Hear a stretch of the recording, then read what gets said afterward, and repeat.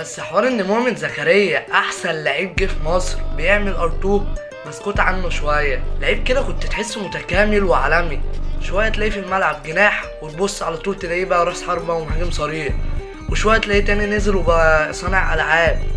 ار2 عالمي تلاقي، بالهيد جوان عالميه برضو تلاقي، يركلك في الزاويه تحت برضو تلاقي.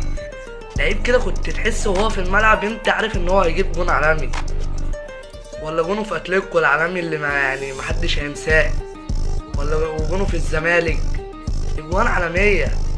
انا بشوف ان اللعيب ده مش هيجي زيه تاني كده، كان لعيب متكامل وعالمي.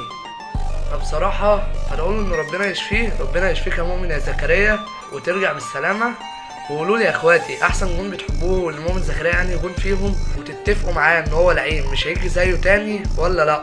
استني تعليقاتكم، ويلا اتمتعوا بجوانه وصلوا على النبي وسلام.